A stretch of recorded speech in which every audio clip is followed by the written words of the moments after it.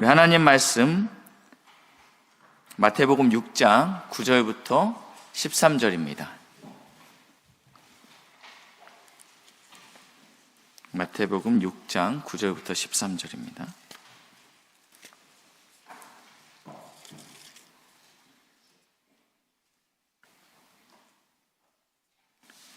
교독하시겠습니다. 그러므로 너희는 이렇게 기도하라. 하늘에 계신 우리 아버지여, 이름이 거룩히 여김을 받으시오며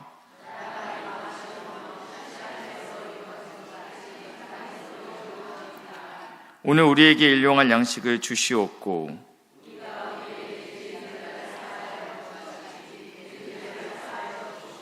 같이 읽겠습니다. 우리를 시험에 들게 하지 마시옵고 다만 악에서 구하시옵소서.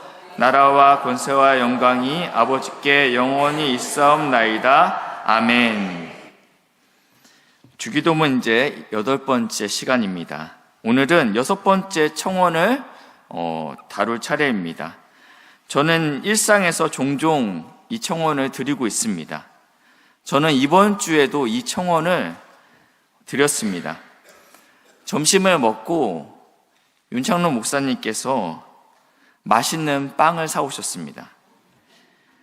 제가 지금 다이어트 중인데 갑자기 저한테 함께 먹자라고 이야기하시더라고요. 그래서 제가 윤창로 목사님을 향해서 손을 핀 다음에 이렇게 외쳤습니다. 시험에 들게 하지 마시옵고 다만 악에서 구하시옵소서. 웃긴 얘기죠. 그런데 사실은 우리가 주로 이런 때 이 기도문을 사용하고 있다는 것입니다. 우리 한번 표를 보여주시겠습니까? 정리를 먼저 하고 오늘 말씀 전하겠습니다. 우리는 주님이 가르쳐 주신 기도를 통해서 먼저는 하나님 아버지의 이름, 이 거룩히 여김을 받기 원합니다. 그리고 그의 나라가 이 땅에 임하기를 소망합니다. 그리고 하나님의 뜻이 하늘에서와 같이 우리의 삶 가운데 그리고 이 땅에서도 이루어지기를 원합니다. 이러한 기도는 1번부터 3번까지의 청원입니다. 그러한 기도를 드리는 삶은 어떠해야 되냐? 첫 번째는요, 이 3가지의 기도가 우리 삶 가운데 이루어지기 위해서, 우리 삶 가운데 이것이 성취되기 위해서는 첫 번째 우리는 단순한 삶을 살아야 된다라고 말씀드렸습니다. 단순한 삶이란 무엇이냐면 4번째 청원과 연결되어 있는데 일용할 양식을 구하는 것이다. 하늘 아버지, 오늘 내게 필요한 양식을 주시옵소서. 이 기도는 내일의 양식은 내일 구하겠습니다 라는 기도가 포함되어 있다는 것입니다. 내일의 양식은 미리 걱정하지 않겠습니다 라는 의미가 있다는 것입니다. 두 번째, 이 첫 번째부터 3번째 청원이 우리 삶 가운데서 이루어지기 위해서는 우리는 미움이나 원수 갚는 일에 얽매여 있지 말아야 된다는 것입니다. 그것은 5번째 청원과 관련되어 있습니다. 용서해야 된다는 것입니다. 우리가 여기서 꽉 매어 있으면 첫 번째, 두 번째, 3번째 기도가 우리 삶 가운데 이루어질 수 없다라는 것이죠. 그리고 오늘은 이 6번째 청원, 시험에 들게 하지 마시옵고에 대해서 함께 나누려고 합니다. 우리는 신앙생활을 하면서 시험 들었다라는 말을 종종 듣곤 합니다. 대부분의 사람들은 사람한테 시험에 들죠. 사람에게 상처받았대요. 내가 전도에 나가서 상처받았어. 내가 어떠한 봉사를 하고 있는데 나는 이러한 대접을 받을 만한 사람이 아닌데 그 사람이 나에게 함부로 대했다라는 것입니다. 그래서 많은 사람들이 상처받았어요 하고 찾아옵니다. 또 어떤 사람들은 하나님에게 시험 받습니다. 무슨 말씀이냐면 오랜 시간 기도합니다. 그러나 결국 응답받지 못합니다. 내가 그렇게 열심히 헌신하고 봉사했는데 왜 우리 집에만 이러한 어려움이 생기는지 의구심이 듭니다. 그러면서 하나님이 나를 사랑하지 않는가? 그런 혼란스러움이 우리 안에 찾아온다라는 것입니다. 그래서 우리는 하나님에게 시험이 듭니다. 무거운 이야기지만 오늘 하나님에게와 또 사람에게 시험 든 한 어린아이를 소개하려고 합니다. 이 자매는 초등학교 고학년 때부터 9년간 친부에게 성폭행을 당하게 됩니다. 그리고 이 가해자는 목사이기도 합니다. 이 자매는 목사의 딸이기에 모든 예배를 다 드려야만 했습니다. 이것이 얼마나 고역입니까? 이 아이는 한 번도 하기 어려운 100일 작정 기도를 17번 했다고 합니다. 이 100일 작정을 17번, 1700일 동안 빠지지 않고 성전에서 간구합니다. 그 간절한 기도의 내용은 무엇입니까? 이 상황이 바뀌길 원하는 기도를 드렸다라는 것입니다. 그리고 17번의 100일 작정 기도를 통해서 모든 것을 포기할 정도로 어려운 긴 시간을 보내게 됩니다. 기도하다가 이 자매가 이렇게 인터뷰를 합니다. 기도하다 하나님께 욕도 했습니다. 야, 지금 보고 있는 거 맞아? 듣고 있는 거 맞아? 이 자매의 기도는 하나님께 시험 든 것이죠. 이러고도 이 자매가 교회를 계속 다닐 수 있겠습니까? 교회는 떠나더라도 이 자매가 과연 하나님을 믿을 수 있겠습니까? 이러한 엄청난 사건이 아니더라도 우리는 날마다 크고 작은 시험을 겪게 된다는 것입니다.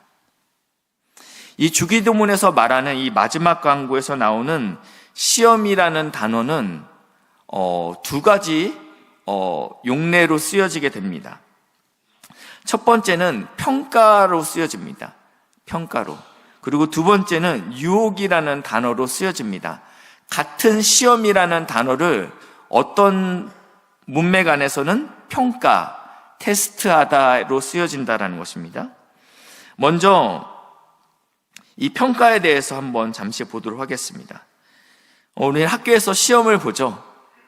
시험을 치른다 하는 그 시험을 여기서 말하는 시험입니다. 배운 것을 얼마나 이해했는지 그리고 그 실력이 어느 정도 되는지 평가하기 위해서 보는 시험입니다. 모의고사도 보고 중간 기말도 보고 또 수능도 보죠. 이러한 것들은 평가하기 위해서 보는 시험들입니다.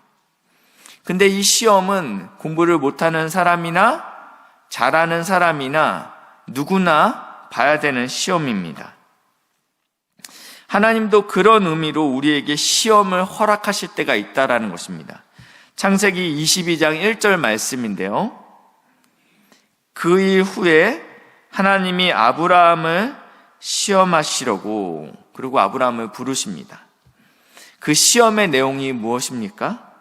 내 사랑하는 독자 이삭을 번제로 드리라 라는 시험이었습니다. 우리는 이 시험을 너무나도 잘 알고 있습니다. 아브라함은 이 시험을 통과했습니다. 그리고 하나님께서 이 아브라함에게 그때 어떻게 말씀하시냐면 이제야 라고 말씀하세요. 어떤 의미죠? 드디어 결국은 네가 하나님을 경외하는 줄 내가 알게 됐다. 이 시험의 목적은 바로 무엇이었냐면 너가 정말 날 사랑해? 너가 정말 나를 존귀하게 여겨? 이것을 테스트해보고 싶은 시험이었습니다. 아브라함은 이 시험을 통과했습니다. 우리 인생 가운데 우리에게 누구에게나 다 이러한 시험이 있다라는 것입니다. 두 번째는요, 유혹입니다. 이 시험이라는 똑같은 단어입니다. 근데 어떤 문맥에서는 이것을 유혹이라고 쓰여 있고 어떤 문맥에서는 이걸 시험이라고 쓴다라는 것입니다. 유혹은요, 평가하기 위한 것이 아니고 넘어뜨리려고 하는 것입니다. 인생을 망하게 하기 위한 시험이라는 것입니다. 이 시험은 하나님이 주신 시험이 아닙니다. 야고보서 1장 13절 말씀인데요. 사람이 시험을 받을 때 내가 하나님께 시험 받는다 하지 말지니 하나님은 악에게 시험을 받지도 아니하시고 친히 아무도 여기서 시험이라고 표현하고 있지만 유혹이라는 단어로 바꿔 읽으시면 괜찮습니다. 아무도 유혹하지 아니하시느니라. 14절입니다. 시작.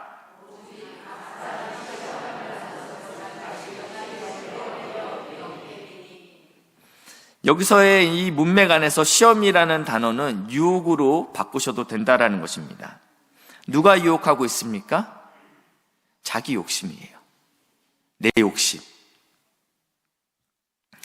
예레미야 17장 9절 말씀에 만물보다 거짓되고 심히 부패한 것은 마음이라 라고 이야기하고 있습니다. 그리고 이것은 아무도 알 수 없다. 박 목사가 마음 가운데 어떤 악한 마음을 품고 있는지 모른다라는 겁니다. 우리의 마음이 부패했기 때문에 우리는 늘 유혹을 받을 수밖에 없다라는 것입니다. 만약에 제 마음에 스쳐가는 잠깐의 생각을 여기 스크린에 띄운다면 저는 잠시도 이곳에 서 있을 수 없죠. 저희 아내도 모르는 제 안에 악한 마음이 있다라는 것입니다. 자기 스스로 욕심 때문에 우리는 유혹에 빠지게 됩니다. 그리고 유혹을 당하게 되죠. 첫 번째 유혹은요, 우리 악한 마음입니다. 두 번째는요, 누가 우리를 유혹하냐? 바로 악인이 유혹한다라고 이야기하고 있습니다. 주기도문에 보니까 시험에 들게 하지 마시고 다만 악에서 구하시옵소서. 이 악이라는 원어는요, 악한 자에게서 구원하여 주십시오라는 의미가 있습니다. 그러니까 어떠한 인격이죠. 어떠한 인격입니다. 삼손은 블레셋으로부터 이스라엘을 지키는 사사로 부르심을 받았습니다. 그런 그가 블레셋 여인 드릴라를 사랑하게 됩니다. 이 여인은 날마다 삼손에게 재촉하죠. 당신이 정말 나를 사랑한다면 우리 사이에 비밀은 있어서는 안 될 것입니다. 그래서 당신의 힘의 근원이 무엇인지 나에게 말해 주십시오라고 끈질기게 조르게 됩니다. 그리고 삼손이 거짓으로 이야기하죠. 그럴 때마다 이 드릴라는 울면서 당신은 나를 사랑하지 않는다라고 이야기합니다. 그때 성경에 무엇이라고 나와 있냐면 삼손의 마음이 번뇌하여 죽을 지경에 이르렀다라고 이야기합니다. 이것이 삼손에게는 유혹이었습니다. 그리고 그는 결국 유혹에 넘어갑니다. 그리고 그 결과는 굉장히 끔찍했습니다. 여호와께서 삼손을 떠나신 것입니다. 그리고 그의 두 눈이 뽑혔다라고 성경에서 이야기하고 있습니다. 이 유혹에 넘어간 삼손은 개인뿐만 아니라 그 민족에게도 불행한 일이었습니다. 또 다른 사람이 있습니다. 보디발에 팔려간 요셉입니다. 요셉은 굉장히 깨끗하게 생겼던 것 같아요. 잘생겼던 것 같습니다. 그를 유혹하는 보디발의 아내가 이렇게 유혹합니다. 너만 조용히 하면 아무도 몰라. 나와 동침하자라고 이야기합니다. 그러나 이 요셉은 이 보디발의 아내와 함께 있지도 아니하고 그리고 그 자리를 피했다라고 이야기하고 있습니다. 예수님은 주기도문에서 이렇게 말씀하십니다. 시험, 유혹을 받지 않도록 구하라 라고 말씀하지 않았습니다. 시험에 들지 않도록 기도하라고 말씀하셨습니다. 이것은 다른 것입니다. 왜냐하면 우리는 누구나 다 시험을 받습니다. 그러나 시험에 걸려 넘어지지 않을 수 있다라는 것입니다. 우리는 누구나 다 유혹을 받습니다. 그러나 유혹에 빠지는 것은 우리가 결정할 수 있다라는 것입니다. 빠질지 안 빠질지는요. 종교개혁자 루터는 이렇게 얘기합니다. 자신의 머리 위로 새가 날아다니는 것은 어찌할 수 없다.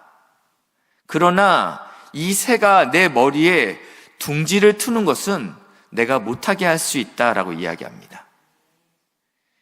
우리의 삶은 계속적으로 우리를 유혹하죠. 그런데 이 유혹은 있을 수 있지만 유혹에 걸려 넘어지는 것은 그 책임은 우리에게 있다라는 것입니다. 성경에서는 누가 참 복된 자인가를 시편 1편 1절에 이렇게 표현하고 있어요. 복 있는 사람은 악인들의 꾀를 따르지 아니하며 죄인들의 길에 서지 아니하며 오만한 자들의 자리에 앉지 아니하고 따르지 않고 서지 않고 앉지 아니한다라고 표현하고 있습니다. 그러니까 처음부터 이 악인의 자리에 있지 말라라는 것입니다. 술자리에서 나는 안주만 먹겠어. 이것도 위험한 생각이라는 것입니다. 음행을 피하라라고 이야기합니다. 맞서지 말라라는 것입니다. 나 이길 수 있어. 근데 성경에서는 악은 어떠한 모양이라도 버려야 한다라고 이야기합니다. 자기의 욕심이 우리를 유혹합니다. 그리고 악인이 우리를 유혹합니다. 그리고 가장 강력한 유혹이 남아있는데 바로 사탄이 우리를 유혹합니다. 사탄이 우리를 유혹한다면 우리가 어떻게 걸려 넘어지지 않을 수 있습니까? 우리는 사탄의 전략을 알아야 됩니다. 사탄이 우리를 유혹하기 때문에 우리는 사탄이 어떠한 전략을 쓰는지 알아야 되겠죠. 먼저 성경에서는 사탄에 대해서 다양하게 그의 이름을 부릅니다. 대적자라고 부릅니다. 그리고 고소자라고 부릅니다. 이 고소자는 하나님, 박 목사 봐요. 어떠한 죄를 졌는지 제가 다 알고 있습니다. 라고 우리를 고소하는 자, 참소하는 자라고도 표현합니다. 그리고 이 사단의 다른 이름은 세상의 임금이다 라고 표현합니다. 그리고 귀신의 왕이다. 공중의 권세 잡은 자다. 굉장히 능력 있는 것처럼 보입니다. 그리고 이 사단이 우리에게 제시하는 유혹은 굉장히 달콤합니다. 그러나 결국 죽음에 이르게 됩니다. 이번 한 번만 눈 감아. 아무도 몰라. 그리고 이 사단은 겁없이 예수님에게도 유혹하죠. 내게 절하면 내가 세상을 모두 너에게 줄 것이다 라고 이야기합니다. 나에게는 그런 힘이 있다라고 이야기합니다. 그러나 요한복음 8장 44절에는요, 이 사단은요, 거짓말쟁이고 거짓의 아비다라고 표현하고 있습니다. 그 안에는 진리가 없다라는 것입니다. 평안이 없다라는 것입니다. 내가 너에게 줄게라고 이야기하지만 거기에는 생명이 없다라는 것입니다. 능력도 없고요. 그리고 그것은 진리도 아닐 뿐만 아니라 거짓입니다. 계시록 12장 9절 말씀인데요. 이 사단에 대해서 큰 용이라고도 표현하고 또 예전에는 옛 뱀, 곰막이다라고 표현하고 있죠. 그러면서 사탄이다. 굉장히 친절해요. 사탄의 이름들을 계속적으로 나열해주고 있죠. 그러면서 이 사탄의 별명은 바로 무엇이냐면 온 천하를 꿰는 자다. 나를 섬겨라. 내가 너에게 줄 수 있어. 내가 너에게 능력을 줄 수 있어. 라고 사단은 우리를 유혹하고 있다는 것입니다.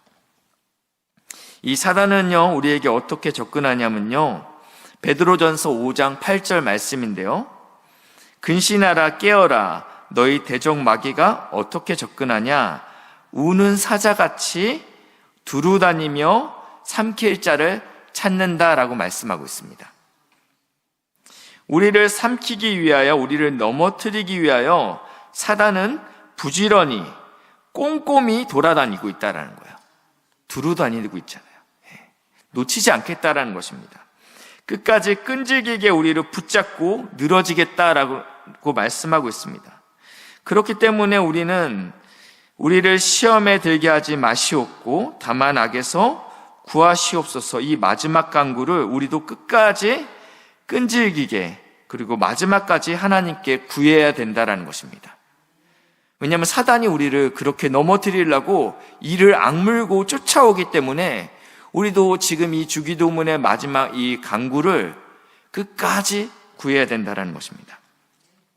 사단의 첫 번째 공격 방법은 우는 사자같이 찾아온다고 했습니다. 두 번째는요, 고린도후서 11장 14절 말씀인데, 사단도 자기를 광명의 천사로 가장하나니, 진짜 광명의 천사로 오는 것이 아니고 그런 모습으로 우리를 찾아온다라는 것입니다.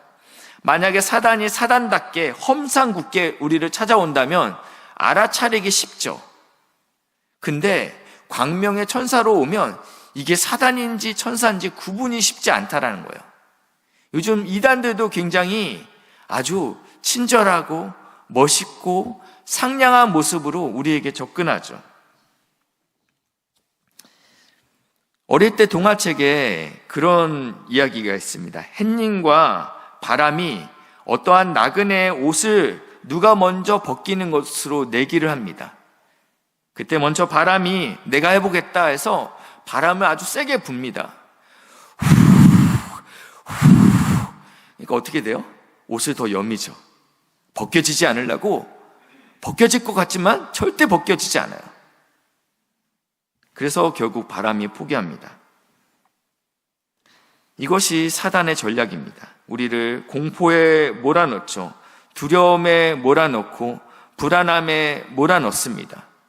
네 자식 지금 주일날 교회 나가고 있는데 지금 다른 애들은 다 학원 가서 공부하고 있어. 우리에게 막 두려움을 심어넣죠. 그래서 너희 자녀가 좋은 대학을 못 가. 그리고 좋은 직장도 못 구해. 실패자가 될 거야. 계속적으로 우리를 두렵게 만들어요. 핍박을 하죠.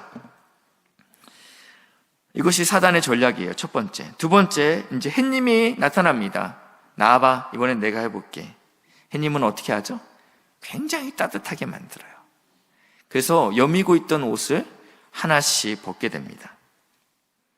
이것이 사탄의 전략이라는 것입니다.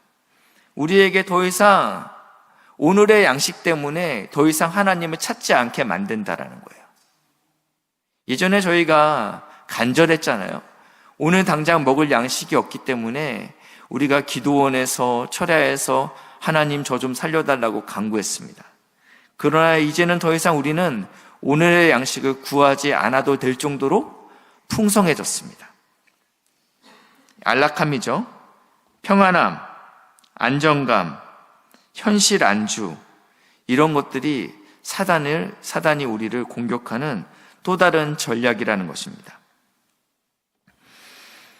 이렇게 사단은 수단과 방법을 가리지 않고 우리를 넘어뜨리려고 합니다. 그런데 어떻게 우리가 시험에 들지 않을 수 있습니까? 우리가 시험에 들지 않기 위해서는요, 세 가지를 기억해야 됩니다. 첫 번째는 지금의 일상의 삶이 영적인 전투라는 것을 기억하셔야 됩니다. 에베소서 6장 12절 말씀인데요. 우리 같이 한번 읽겠습니다. 시작.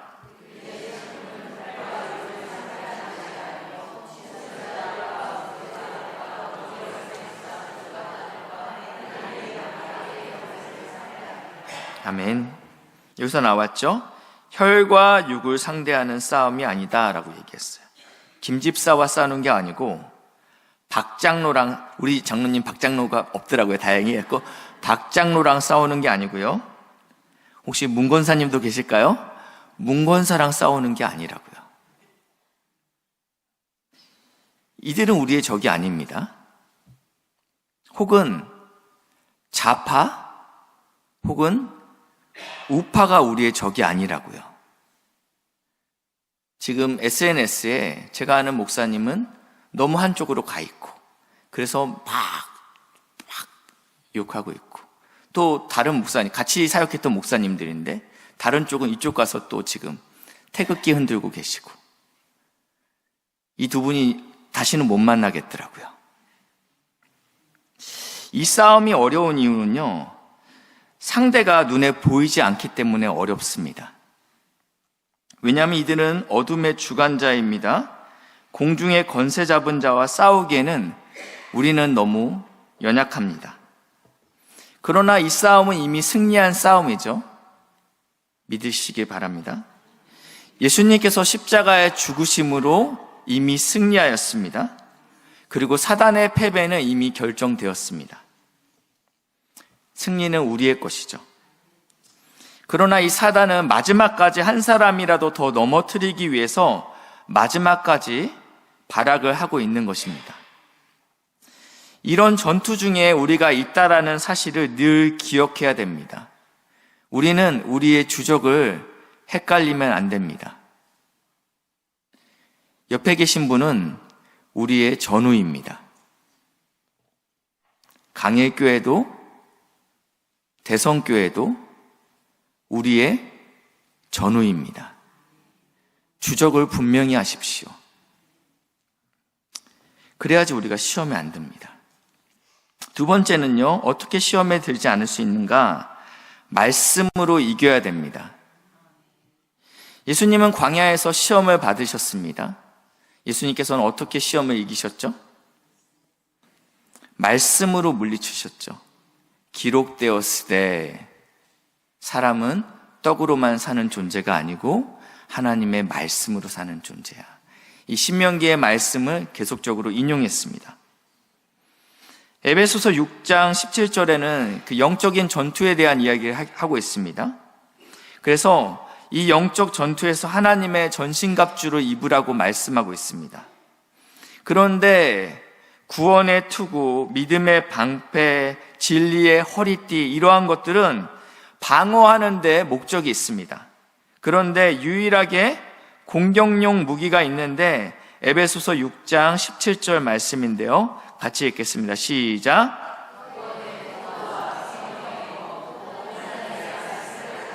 아멘. 여기서 공격용 무기가 무엇이죠? 말씀이다라고 이야기하고 있어요. 성령의 검, 곧 하나님의 말씀이다. 예, 사단이 우리를 정죄하고 넘어뜨리려고 하는데 우리가 무엇으로 이길 수 있습니까? 하나님의 말씀으로 이길 수 있다는 것입니다. 요한일서 2장 14절에는요, 앞에는 아비들아, 아이들아, 아비들아 나온 다음에 청년들아 나옵니다. 청년들아 나오는데 이 청년들은 어떠한 특징이 있냐면 너희가 흉악한 자들을 이기었습니다. 이 영적 전쟁에서 너희는 승리했다라고 이야기하고 있습니다. 군인은 영적인 아이가 될 수 없습니다. 그리고 이제는 자신의 몸도 가누기 힘든 노약자들도 될 수 없습니다. 여기서 말하는 건 영적인 노약자입니다. 영적인 청년들은 어떠한 특징이 있냐면 흉악한 자를 이길 수 있는데 그 안에 하나님의 말씀이 너희 안에 거한다라고 이야기하고 있습니다. 누가 영적인 청년입니까? 하나님의 말씀이 내 안에 거하는 자가 영적인 청년입니다. 그런 의미에서 요한나 2는 영적인 청년인 줄 믿으시기 바랍니다. 내가 약할 수 있어요. 근데 내 안에 하나님 말씀 있으면 난 청년이다. 믿으시기 바랍니다. 마귀는 지금도 이 전쟁에서 이기기 위해서 우리에게 하는 전략이 있는데 바로 마태복음 13장 19절 말씀인데요. 여기는 씨 뿌리는 비유가 나와 있습니다. 천국의 말씀을 듣고 깨닫지 못하는 때에는 어떠한 때냐? 말씀이 지금 선포되는데 말씀이 들리지 않아요. 그때가 지금 이때입니다. 내가 지금 말씀이 들리지 않으면 지금 이때라는 거예요. 악한 자가 와서, 그리고 마태복음에는 이렇게 나왔지만 다른 공간복음에서는요, 사단, 마귀라고 표현합니다.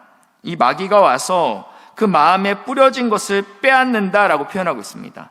지금 사단이 빼앗는 것은 말씀을 빼앗는다라는 거예요. 말씀을 듣지 못하게 한다라는 거예요. 말씀이 기억나지 못하게 한다라는 거예요. 이것은 사단의 역사다. 왜냐하면 사단은 이 전쟁에 승리해야 되기 때문에 우리에게 이 말씀을 빼앗는 것입니다. 그렇기 때문에 우리 마음에서 지켜야 될 것이 바로 무엇이냐면 하나님의 말씀입니다. 이 말씀은 살아있고 활력이 있어 좌우의 날선 어떤 검보다 예리하여 홍과 영과 및 관절과 골수를 찔러 쪼개기까지 하며 이것이 하나님의 최고의 무기이죠. 예리합니다. 그렇기 때문에 마귀도 하나님의 말씀을 빼앗으려고 합니다. 그것을 노력합니다. 그렇기 때문에 우리는 더더욱 말씀을 사수해야 됩니다. 빼앗기지 않아야 되겠다.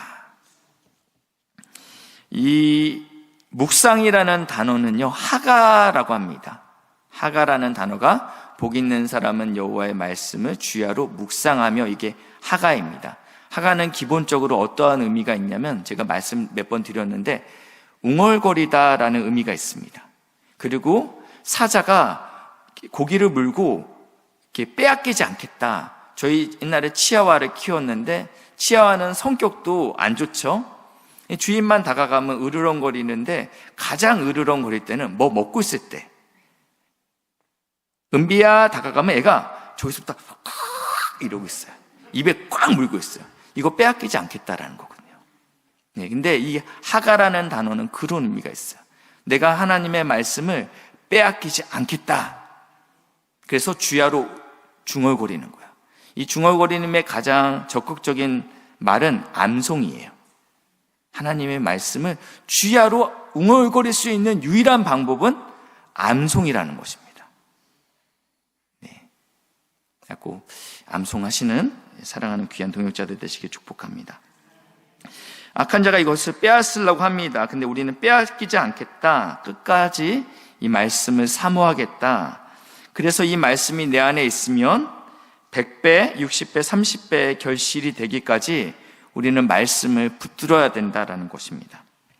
세 번째, 우리는 시험에서 승리하기 위해서는, 시험에 들지 않기 위해서는 깨어서 기도해야 된다라는 것입니다. 이것이 가장 기본적이고 또 우선적인 것이죠. 왜냐하면 우리는 절대 스스로 승리를 취할 수 없기 때문입니다. 우리는 실력이 없습니다. 그리고 우리는 무능합니다. 그렇기 때문에 철저하게 하나님을 붙들어야 된다는 것입니다. 그리고 이 붙드는 것이 바로 기도입니다. 이 전신갑주로 입은 성도가 에베소서 6장 18절에 보시니까요, 이렇게 표현하고 있어요. 같이 읽겠습니다. 시작.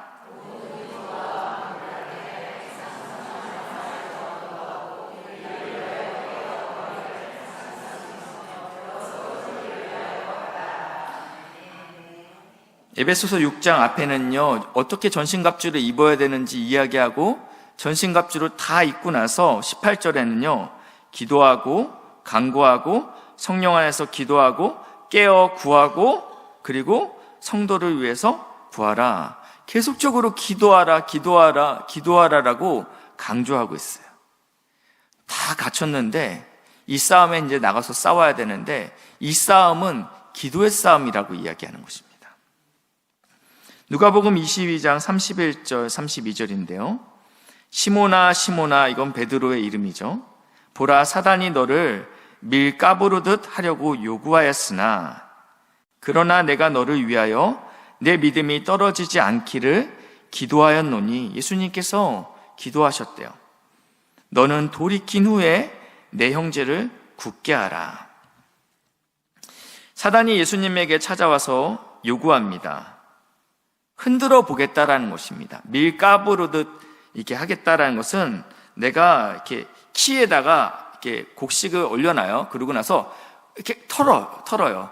그러면 알곡은 무거우니까 계속 있고, 쭉정이는 바람에 불리면 날아가죠. 그러니까 몇 번 털다 보면 결국은 알맹이만 남아요.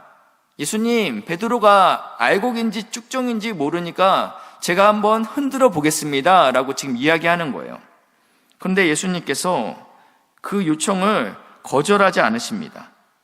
흔들어 봐 라고 이야기하세요. 그러니까 시험은요, 주님께서 우리를 피하게 해주지 않습니다. 그러고 나서 근데 예수님께서 이렇게 기도하는 거죠. 그래, 요구하였으나 그래, 흔들어 봐. 그러나 내가 너를 위해서 기도하였다. 어떻게 기도했냐면 내 믿음이 떨어지지 않기를 위해서 기도했다. 그리고 네가 만약에 시험에 빠졌어도 돌이킨 후에 내 형제를 굳게 할 수 있도록 내가 너를 위해 기도할게 라고 이야기하고 있다는 것입니다. 예수님은 사단의 요구를 거절하지 않으셨습니다. 그리고 나서 사단은 이 베드로를 마구 흔들어대기 시작합니다. 어디서 흔들었죠? 대제사장의 뜰에서 흔들죠. 이 대제사장의 종들이 너도 예수의 제자지라고 막 이렇게 몰아붙입니다. 막 심장이 콩쾅콩쾅 거립니다. 어떻게 하죠? 예수를 부인하고 또 저주합니다. 결국은 시험에 들게 된 것입니다. 이런 베드로, 이런 배신자 베드로를, 그리고 이제 물고기 잡고 있는 이 배신자 베드로를 예수님께서 찾아오셨습니다. 그리고 베드로는 결국 회복되었습니다. 이 죄책감, 그리고 이 절망감에서 예수님께서 베드로를 구원하셨다라는 것입니다. 그리고 그의 믿음이 회복되었고 위대한 사도가 됩니다. 우리는 넘어지고 또 시험에 듭니다. 그러나 하나님께서 우리를 지키시면 우리는 절대 악에 빠지지 않는다라는 것입니다. 그래서 우리는 간구해야 되는 것입니다. 하나님의 신실하심이, 하나님의 열심이, 모든 것이 합력하여 우리 삶 가운데 선을 이루게 하옵소서라고 기도해야 된다는 것입니다. 제가 앞에서 친아버지에게 그리고 목사에게 성폭행 당했던 이 자매에 대한 이야기를 언급했습니다. 이 자매는 자신의 아픔을 책으로 썼습니다. 그리고 작년 1월에 아침마당에도 출연했습니다. 이런 이야기를 들으면 이 자매는 신앙을 버렸겠다 라고 생각이 드는데, 이 자매의 고백이 놀랍습니다. 저는 지금 예수님 믿는 거 외에는 대안이 없습니다 라고 고백했어요. 그리고 그의 석사 논문 제목은 이렇습니다. 친족 성폭력 피해자를 위한 사회적 지원 방안에 관한 연구라는 제목으로 석사 논문을 썼습니다. 그리고 이 논문을 피면 목차가 있고 감사의 글이 있잖아요. 내가 이 논문을 썼는데 누구에게 감사합니까? 라고 이제 감사하는데, 그 감사의 글 첫 문장이 이렇게 시작됩니다. 주님, 감사합니다. 어느 누구보다도 더 가까이서 저를 지도하여 주신 주님께 먼저 감사드립니다.